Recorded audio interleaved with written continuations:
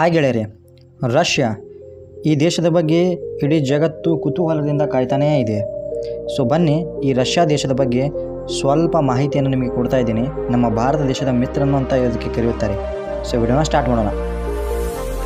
Russia ದೇಶವನ್ನು Russian ಒಕ್ಕೂಟ ಎಂದು ಕರೆಯುತ್ತಾರೆ. ರಷ್ಯಾ ದೇಶದ ರಾಜಧಾನಿ ಮಾಸ್ಕೋ.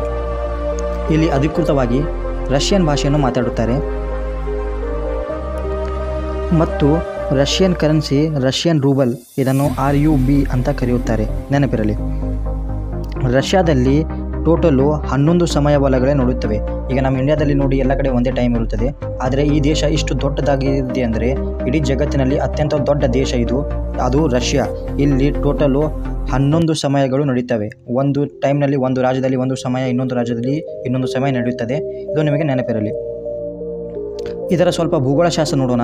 ತುಂಬ ಜನ ಕನ್ಫ್ಯೂಷನ್ ಏನು ಮಾಡ್ಕೋತಾರೆ ಅಂದರೆ ರಷ್ಯಾವನ್ನು ಇದು ಒಂದು ಏಷ್ಯನ್ ದೇಶ ಅಂತ ತಿಳ್ಕೊಂಡಿದ್ದಾರೆ. ಆದರೆ ಇದು ಸುಳ್ಳು. ರಷ್ಯಾ ದೇಶ ಯುರೋಪ್ ಖಂಡದ ಒಂದು ಭಾಗ.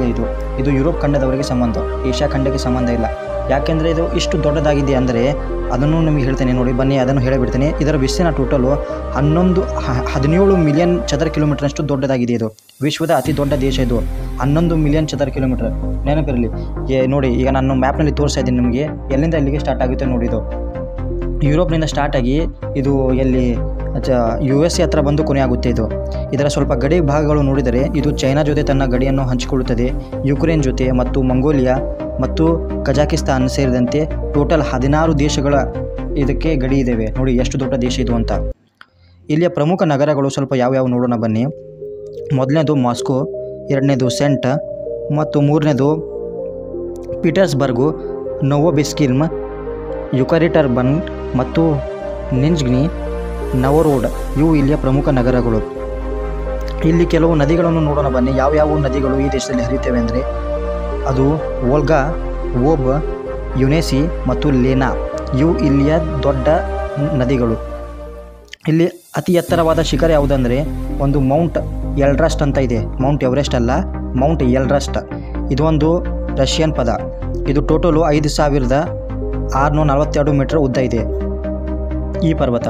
ಇನ್ನು ರಷ್ಯಾ ದೇಶದ ಸ್ವಲ್ಪ ಜನಸಂಖ್ಯೆ ನೋಡಿದರೆ ಟೋಟಲು ರಷ್ಯಾದಲ್ಲಿ 143 ಮಿಲಿಯನ್ಗಿಂತ ಜನರು ಇಲ್ಲಿ ವಾಸವಾಗಿದ್ದಾರೆ. ಇದು 2024ರ ಜನಗಣತಿಯ ಪ್ರಕಾರ, ಅಂದಾಜಿನ ಪ್ರಕಾರ 143 ಮಿಲಿಯನ್. ಇಲ್ಲಿಯ ಜನಾಂಗೀಯ ಗುಂಪುಗಳು ಬಹುಪಾಲು ರಷ್ಯನ್ 88%. ಅಲ್ಪಸಂಖ್ಯಾತರು ಇಲ್ಲೂ ಟಾಟರ್ಸ್ ಅಂದರೆ ಇದೊಂದು ನಮ್ಮ ಹೆಂಗೆ ನಿಮಗೆ ಇದೊಂದು ಜನಾಂಗ ಅಂತ ನೀವು ತಿಳಿದುಕೊಳ್ಳಿ. ಮತ್ತು ಇಲ್ಲಿ ಉಕ್ರೇನ್ಗಳು ಸ್ವಲ್ಪ ಇದ್ದಾರೆ ಮತ್ತು ಭಾರ್ಷಿಗಳು ಮತ್ತು ಜೆಜೆನ್ನರು, ಇವರು ಈ ಟೋಟಲು ಈ ಒಂದು 20% ಈ ಜನರಿದ್ದಾರೆ ಟೋಟಲು. ಟಾಟರ್ಸು, ಯುಕ್ರೇನಿಯನ್ಸ್ ಮತ್ತು ಬಾರ್ಕೇಸ್ಗಳು ಮತ್ತು ಚಂಚನರು. ಇಲ್ಲಿ ಧರ್ಮ ಯಾವುದಂದರೆ ಇಲ್ಲಿ ಪ್ರಧಾನವಾಗಿ ಕ್ರಿಶ್ಚಿಯನ್ ಧರ್ಮ, ಅಂದರೆ ಕ್ರಿಶ್ಚಿಯನ್ನಲ್ಲಿ ಆರ್ಥೋಡಾಕ್ಸ್ ಕ್ರಿಶ್ಚಿಯನ್ ಧರ್ಮದವರು ಇಲ್ಲಿದ್ದಾರೆ.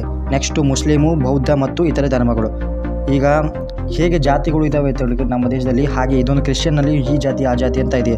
ಅದು ಯಾವ್ದು ಜಾತಿ ಅಂದರೆ ಆರ್ಥೋಡಾಕ್ಸ್ ಕ್ರಿಶ್ಚಿಯನ್ ಜಾತಿಯ ಜನ ತುಂಬಾ ಇಲ್ಲಿದ್ದಾರೆ. ಸೊ ರಷ್ಯಾದ ಸ್ವಲ್ಪ ಆರ್ಥಿಕತೆ ನೋಡೋಣ.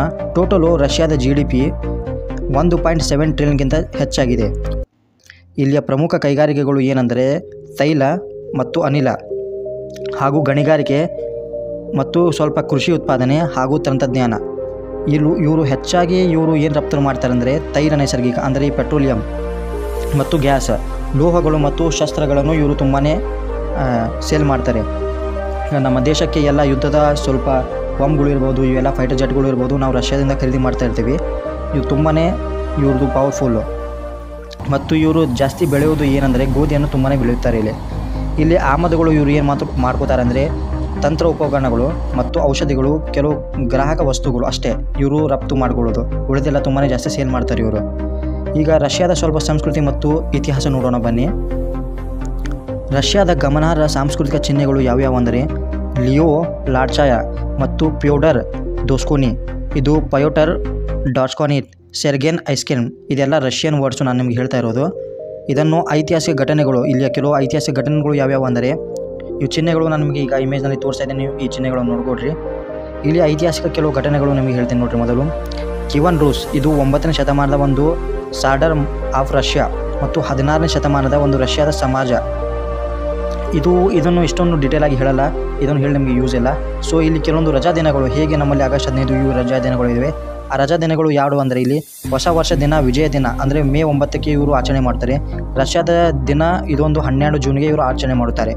ಸೊ ಕೆಲವು ಇವರು ಅಂತಾರಾಷ್ಟ್ರೀಯ ಸಂಬಂಧಕದು ನಾನು ಹೇಳಲ್ಲ, ಆದರೆ ಸ್ವಲ್ಪ ಇಷ್ಟು ಹೇಳ್ತೇನೆ. ಇವರು ವಿಶ್ವಸಂಸ್ಥೆಯ ಒಂದು ಏನು ಗ್ರೂಪ್ ಇದೆಯಲ್ಲ ಅದರಲ್ಲಿ ಇವರು ಪಾತ್ರ ಇದ್ದಾರೆ, ಮತ್ತು ಬ್ರಿಕ್ಸ್ನ ಒಂದು ಶಾಂತಿಯ ಒಕ್ಕೂಟದಲ್ಲಿ ಇದ್ದಾರೆ. ಈ ಬ್ರಿಕ್ಸ್ನಲ್ಲಿ ನಮ್ಮ ದೇಶನೂ ಇದೆ, ಮತ್ತು ಯುರೇಷಿಯನ್ ಎಕಾನಮಿಕ್ ಯೂನಿಯನ್ದಾಗೂ ಇವರು ಪಾಲ್ಗೊಂಡಿದ್ದಾರೆ. ಈಗ ರಷ್ಯಾದ ಕೆಲವು ನಿರ್ದಿಷ್ಟ ಅಂಶಗಳನ್ನು ಹೇಳೋದಕ್ಕೆ ಮೊದಲು, ರಷ್ಯಾದ ಮಿಲಿಟರಿ ವಿಶ್ವದ ಅತಿ ದೊಡ್ಡ ಶಸ್ತ್ರ ಮಿಲಿಟರಿಗಳಲ್ಲಿ ಒಂದಾಗಿದೆ. ಇದು ಪರಮಾಣು ಶಕ್ತಿ, ಭೌಗೋಳಿಕ ರಾಜಕೀಯವನ್ನು ಹೊಂದಿದೆ. ರಷ್ಯಾ ದೇಶವೂ ಒಂದು ಪರಮಾಣು ಶಕ್ತಿಯನ್ನು ಹೊಂದಿದೆ. ಇದೊಂದು ದೇಶ. ಸೊ ರಷ್ಯಾದಕ್ಕೆ ನೀವು ಈಗ ಪ್ರವಾಸಕ್ಕೆ ಪ್ಲ್ಯಾನ್ ಮಾಡ್ತಾ ಇದ್ದಾರೆ, ಅಲ್ಲಿ ನೀವು ಏನೆಲ್ಲ ನೋಡ್ಬೋದು ಬನ್ನಿ ಅದರ ಬಗ್ಗೆ ಹೇಳ್ತೀನಿ ಡೀಟೇಲ್ ಆಗಿ. ಸೊ ವಿಡಿಯೋ ಸ್ವಲ್ಪ ಲಾಂಗ್ ಆಗ್ತಾಯಿದೆ, ಸೊ ಸಾರಿ ಅದಕ್ಕೆ, ಯಾಕೆಂದರೆ ರಷ್ಯಾದಲ್ಲಿ ಇದನ್ನು ಶಾರ್ಟ್ನಲ್ಲಿ ಹೇಳ್ತಾ ಇದ್ದೀನಿ. ಸೊ ಬನ್ನಿ, ಮೊದಲನೇದು ಮಾಸ್ಕೋ ರಾಜಧಾನಿ. ಮಾಸ್ಕೋ ರಾಜಧಾನಿಯಲ್ಲಿ ನೀವು ಏನು ನೋಡಬಹುದು, ರೇಡ್ ಸ್ಕೋರ್ ಮತ್ತು ಕ್ರೆಮಿಸ್ ಸೆಂಟ್ ಬಿಲಿಸೆಸ್ ಮತ್ತು ಕ್ಯಾಥ್ರೆಡ್ಲಂಗ್ನಂತಹ ಸಾಂಪ್ರದಾಯಿಕ ಹೆಗ್ಗುರುತುಗಳನ್ನು ನೀವು ಇಲ್ಲಿ ನೋಡಬಹುದು. ಇದನ್ನು ರಷ್ಯಾದ ಹೃದಯ ಎಂದು ಕರೆಯುತ್ತಾರೆ. ಬೋಲ್ಕೋಲಿಯಂ ಥಿಯೇಟರ್ ಇದು ವಿಶ್ವದ ಅತ್ಯಂತ ಪ್ರಸಿದ್ಧ ಒಪೆರಾ ಮತ್ತು ಬ್ಯಾಲೆ ಥಿಯೇಟರ್ಗಳಲ್ಲಿ ಒಂದಾಗಿದೆ. ಇಲ್ಲೂ ನೀವು ಭೇಟಿ ಕೊಡಿ. ಮತ್ತು ಮಾಸ್ಕೋದಲ್ಲಿ GVM ಡಿಪಾರ್ಟ್ಮೆಂಟ್ ಸ್ಟೋರ್, ಇದು ಒಂದು ಸುಂದರವಾದ ವಾಸ್ತುಶಿಲ್ಪಗಳೊಂದಿಗೆ ಐತಿಹಾಸಿಕ ಒಂದು ಶಾಪಿಂಗ್ ಸೆಂಟರ್. ಇದು ಇಲ್ಲಿ ನೀವು ಭೇಟಿ ಕೊಡಿ, ನಿಮಗೆ ತುಂಬಾ ವಾಸ್ತುಶಿಲ್ಪಗಳು ಸಿಗುತ್ತವೆ. ಸೊ ಇಲ್ಲೇ ಒಂದು VDNK ಅಂದರೆ ಇದೊಂದು ಟವರು, ಇದು ಸೋವಿಯತ್ ಯುಗದ ಒಂದು ಸ್ಮಾರಕಗಳೊಂದಿಗೆ ಸಾಂಸ್ಕೃತಿಕ ಮತ್ತು ಪ್ರದರ್ಶನಕ ಒಂದು ಕೇಂದ್ರವಾಗಿದೆ. ಇದು ಮಾಸ್ಕೋ ರಾಜಧಾನಿ. ಸ್ವಲ್ಪನೇ ಹೇಳ್ತಾ ಇದ್ದೀನಿ, ಜಾಸ್ತಿ ಹೇಳ್ತಾ ಇಲ್ಲ ನಾನು, ಯಾಕೆಂದರೆ ತುಂಬಾ ವಿಡಿಯೋ ಲಾಂಗ್ ಆಗ್ತಾ ಇದೆ. ಎರಡನೇದು ಸೆಂಟ್, ಇದು ಪೀಟರ್ಸ್ಬರ್ಗ್ನಲ್ಲಿದೆ. ಇದು ಸಾಂಸ್ಕೃತಿಕ ಒಂದು ರಾಜಧಾನಿ ಇವರದು.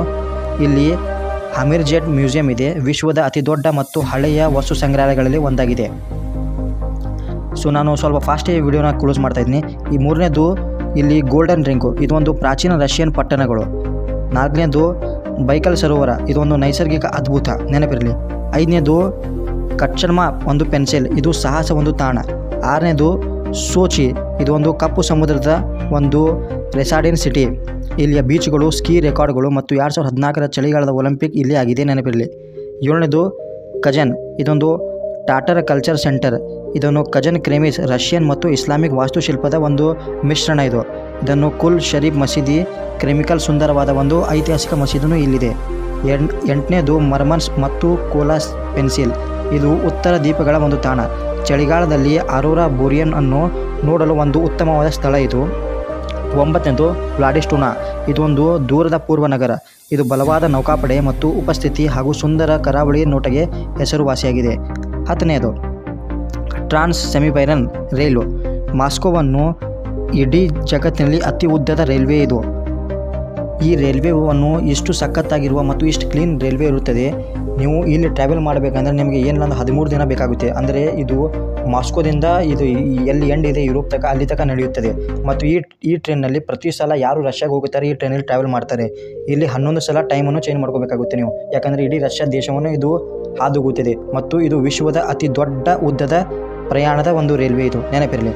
ಸೊ ಇಷ್ಟು ನಿಮಗೆ ರಷ್ಯಾದ ಬಗ್ಗೆ ಒಂದು ಸ್ಮಾಲ್ ಡೀಟೇಲ್ ಆಗಿ ವಿಡಿಯೋನ ಹೇಳಿದ್ದೀನಿ ನಾನು. ಸೊ ಇನ್ನೂ ದೊಡ್ಡ ವಿಡಿಯೋ ಇದನ್ನು ಆಗುತ್ತಿದೆ, ಆದರೆ ಅಷ್ಟು ಈಗ ಟೈಮ್ ಇಲ್ಲ ನಂತರ, ಅದಕ್ಕೋಸ್ಕರ ಇದನ್ನು ಇಲ್ಲೇ ಎಂಡ್ ಮಾಡ್ತಾಯಿದ್ದೀನಿ. ಸೊ ವಿಡಿಯೋ ಎಂಡ್ ಮಾಡೋದಕ್ಕೆ ಮೊದಲು ಸ್ವಲ್ಪ ಕೇಳಿ ನಾನು ಹೇಳೋದನ್ನು. ಇಲ್ಲಿವರೆಗೂ ನೀವು ಈ ವಿಡಿಯೋನ ನೋಡಿದರೆ ಪ್ಲೀಸ್ ಸ್ನೇಹಿತರೆ ಈ ಚಾನಲ್ನ ಸಬ್ಸ್ಕ್ರೈಬ್ ಮಾಡಿ. ತುಂಬ ಜನ ವಿಡಿಯೋ ನೋಡ್ತಾ ಇದ್ದೀರಾ, ಆದರೆ ಚಾನಲ್ನ ಸಬ್ಸ್ಕ್ರೈಬ್ ಮಾಡ್ತಾ ಇಲ್ಲ.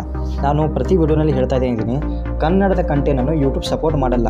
ದಯವಿಟ್ಟು ಅದಕ್ಕೋಸ್ಕರ ನಿಮ್ಮ ಹತ್ರ ಹೇಳ್ತಾ ಇದ್ದೀನಿ, 1 ಸೆಕೆಂಡ್ ಆಗಲ್ಲ, ಒಂದು ಲೈಕು ಒಂದು ಕಮೆಂಟ್ ಮಾಡಿ ಮತ್ತು ನಿಮ್ಮ ಸ್ನೇಹಿತರಿಗೆ ಅದನ್ನು ಶೇರ್ ಮಾಡಿ. ರಷ್ಯಾದ ಬಗ್ಗೆ ಅವರು ಸ್ವಲ್ಪ ಏನಾದ್ರು ತಿಳ್ಕೊಳ್ಳಿ. ಸೊ ಏನಾದರೂ ಹೊಸದಾಗಿ ತಿಳ್ಕೊಂಡಿದ್ದರೆ. So thank you for watching this video. Good by.